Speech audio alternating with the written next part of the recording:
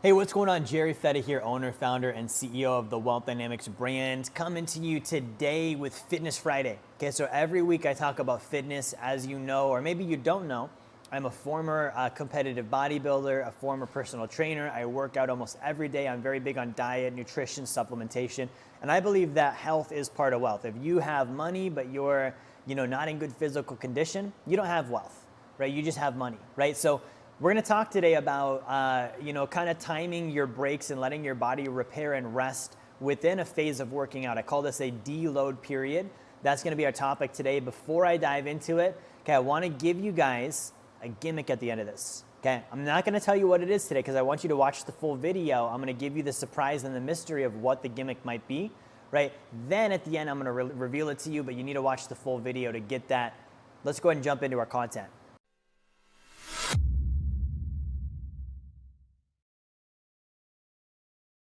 All right, guys, so Fitness Friday here. And so this is something I want to cover, I think is really important for those of you that are exercising hard. You're lifting heavy, you're running, you're really taxing your body and putting a lot of toll on your frame, muscles, joints, bones, ligaments, etc., right? So when you go through a period of heavy lifting, your body will start to communicate to you when it needs some rest.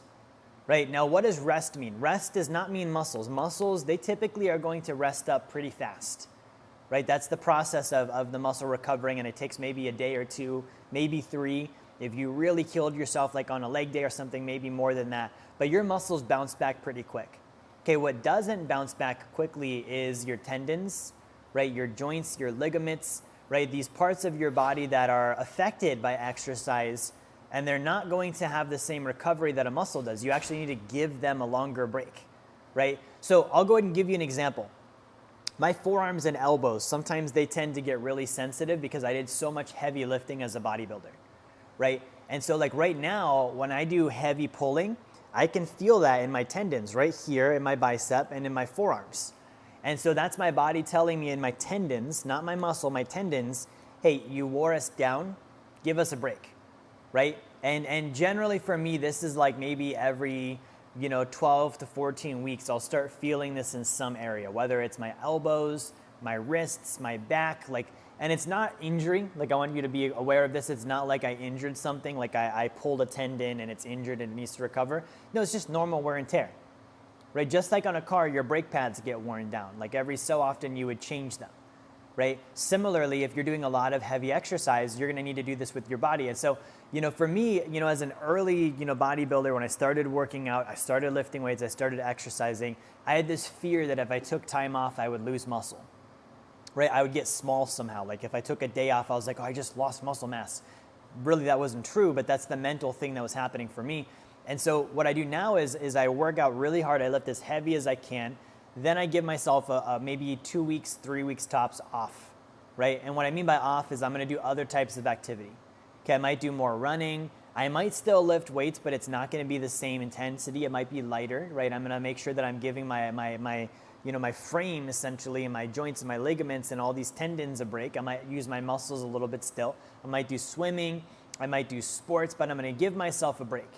Okay, I'm still going to exercise, but I want to let myself recover, and I want to give myself long enough to recover so that when I go back in, I don't re-aggravate the same areas. So for me, with my elbows and my tendons and stuff in my forearms, like I want to make sure when I go back in and I do like lat pull downs, for example, and I'm pulling heavy weights, I don't have that feeling again. I want that to go away. And the only way to let that go away is to let my body fully recover. And the only way to do that is to give it enough time where I'm not doing the activities that agitate it. Right? Now, another factor within this can be your form. I do want to make this note. You want to think about the alignment and the pattern of your muscles and what the different exercises should do. So if you're doing, let's say, lat pull downs and you're pulling, way too close with your grip or way too wide with your grip, that's not a normal movement pattern for your elbows and shoulders. So you're actually more likely to wear yourself down from a standpoint of, again, those joints, the ligaments, the tendons, all of those types of things, because you're not used to that. Your body's like, why are you putting us in this weird, pattern of movement, right? So if you're getting that a lot, that probably means your form is off, right? The more off your form is, the more worn down you're going to feel faster.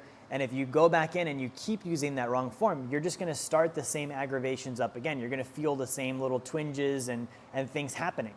Okay, so it's imperative not just to give yourself the time off, but to make sure your form is on track also, right? And there's different, I'm not going to be able to give you the full training on that today, but there's different resources you can use online that are going to help you with that. It's movement patterns. It's understanding what's the function of the muscle and what direction does it move and what's it actually supposed to perform based on an anatomical position on your body, right? And if you understand that a little bit, you'd understand like with a bicep curl, right? I want to have my wrist, my elbow, and my shoulder all aligned when I'm doing that curl. Okay, if I'm out here, I'm here, right? I can already feel I'm putting a lot of pressure on my elbows, my shoulders that doesn't need to be there. Okay, so every 12, 14 weeks, whatever it is, you've got to kind of listen to your body and let it communicate to you what it needs. Take some time off, right? Don't be completely inactive. Do some extra cardio, do some extra things, maybe spend more time on abs or swimming or whatever. But take some time off from the weights or whatever your normal activity is that's putting that toll on your body, okay? Now, once you've done that, if you've done it correctly, you should actually come back stronger. You're not going to lose muscular strength, at least very much of it, in a 2-week period of time, especially if you keep your nutrition up. Keep eating lots of protein, keep doing your regular supplementation, make sure you're getting enough sleep. All those things being in, you give yourself that 2 weeks off, boom, you come back with more strength than you had, right? So guys, that's all I've got for you today, this Fitness Friday. Again, health is part of wealth. And if you're watching this, I want to give you a sneak peek to a new supplement that I started recently using. Okay, this is for gut health as a fiber supplement. So if you go to the link we're going to drop in the description here, it's going to take you to our First Form website. There's a fiber product that I really like. And this is a big part of helping aid your digestion. If you're eating a lot of food, a lot of protein, and you're trying to get your nutrients in, you want to make sure you're giving your gut the things it needs to get the job done. Fiber is a big part of that. So if you check in the description, we'll have the link there for our First Form site. You'll be able to click on that. You'll be able to check out the store, search the fiber products. Okay, take that every single morning. You can take it with your breakfast or with a shake or whatever. It doesn't matter. But take that every day. That's going to give your gut the tools it needs. Other than that, guys, thanks for watching. Like, share, and subscribe, and I'll see you next time.